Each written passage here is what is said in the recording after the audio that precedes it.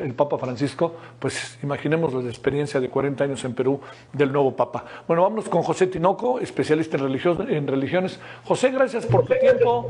¿Alguna sorpresa, algo que decir sobre esto? Muy buenas tardes, gracias que estás con nosotros aquí en La Razón. Hola, ¿cómo estás, Javier? Pues un gusto saludar nuevamente a tu auditorio. Apenas hace unas horas estábamos platicando y mira, ha salido ya el humo blanco que señalabas tú, que más o menos en qué tiempo, un tiempo pues bastante interesante, no lo llamaremos récord, pero sí un tiempo que prefigura justamente un trabajo en el cual hicieron la evaluación los cardenales para plantear por dónde va la línea. Entonces, sí es sorpresa en ese sentido porque, como señalábamos, la parte de pues interesante, las temáticas y la idea de los favoritos, pues no figuraba entre los momios de quienes estaban ya apostando este punto. Simplemente fue una cuestión que marcó una línea política, porque es alguien que se puede posicionar frente a Trump, pero también con relación al tipo de papado que está planteando, de dónde viene este nuevo papa y cuáles son los antecedentes del mismo. Ahora te pregunto, estamos todos en un momento tratando, ¿no? Diría yo, José, de saber quién es, desmenuzar. Con la información que se tiene, estadounidense de Chicago, con mamá española, mucho tiempo en Perú, relativamente cercano al Papa Bergoglio, ¿qué vislumbras? Y además, ¿sabes qué? Ayer tú nos decías, y insistías mucho en el tema de la edad, tiene 69 años.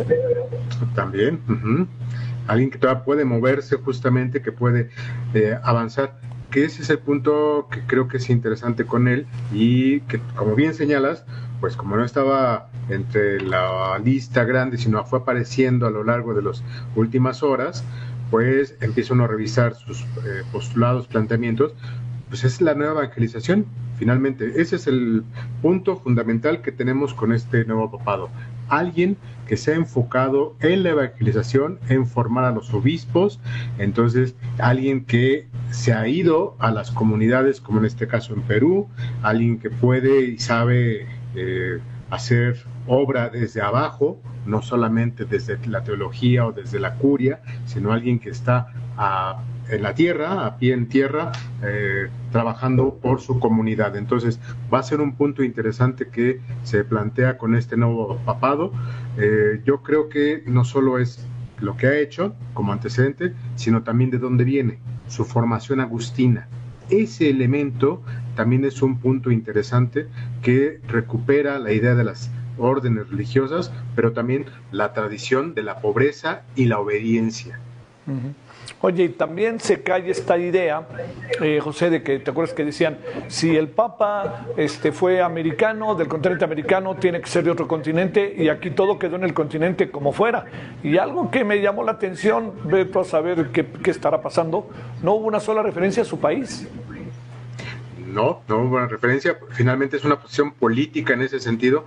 O sea, es alguien que es del país de Estados Unidos, como planteaba Trump, pero no es de sus favoritos, sus allegados, de una línea más conservadora. Entonces es un juego, es una estrategia política, es un juego de ajedrez que han hecho de plantear a alguien sí cercano, pero no que se puede doblegar tan fácilmente.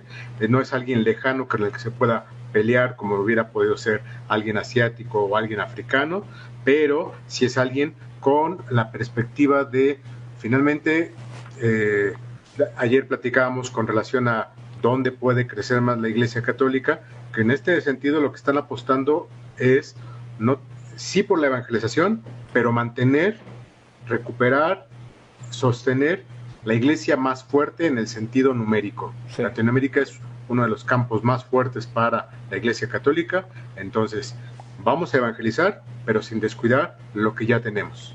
Oye, además algo que también es importante es que de alguna manera, José, no sé, a lo mejor es mucha especulación, tuvimos ya un papa argentino, ahora tenemos un papa indirectamente peruano, Y toda esta zona es una zona de indígenas, es una zona con una tradición riquísima que él conoce bien y que, pues yo diría, de las cosas más interesantes es que al primer lugar al que él quisiera ir con una referencia tan clara a su país, que por cierto no la hizo tan directamente el Papa Francisco, una referencia tan directa a Perú, pues uno imagina que de los primeros viajes que hará será Perú, y eso será también como fiesta, folgorio para el catolicismo, ¿no?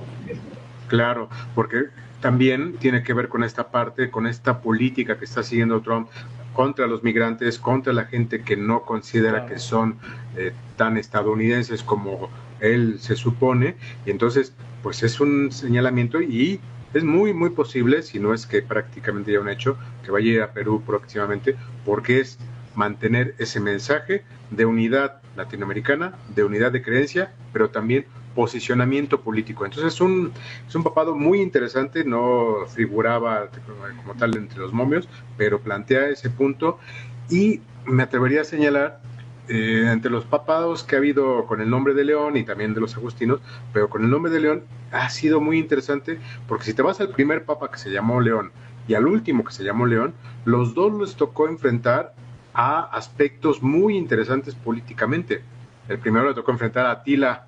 Imagínate nada más cómo controlar a ese personaje. Y León XIII pues, le tocó enfrentar ante la situación de el surgimiento del socialismo y los sindicatos. Entonces, son dos figuras, dos momentos históricos que hace también referencia con su nombre. Entonces, todo está muy bien calculado ahí políticamente dentro de ellos. Es decir, ya están mandando señales de cuál va a ser la lógica de trabajo. Entonces, no solo son los viajes, sino también es hacia dónde movilizan su forma de pensar y de actuar como entidad política. Oye, y un hombre que se ha distinguido por lo pastoral, estando en la zona en la que estaba en Perú, pues eso hacía cada domingo, ¿no? O todos los días. Así es, igual que Francisco, que también asistía a las comunidades, o sea, finalmente es algo que, bueno, vamos a llamarlo así, es algo loable que se reconoce por parte de los cardenales, que reconocen que su esencia no está en el Vaticano en sí como palacio, sino está en la comunidad que está creyendo en su iglesia, en su doctrina, allá en la sierra, en el cerro, en el lodazal, en el charco, en la milpa. Esa es la comunidad que tienen que trabajar. Entonces, no es halagando a los políticos, es trabajando por las necesidades de su pueblo. Es un punto muy interesante que veo. Te mando un gran saludo, José. Gracias por tu participación. Muchos saludos, José Tinoco. Hasta luego, Javier. Ándale. Gracias, gracias. Bueno, sigamos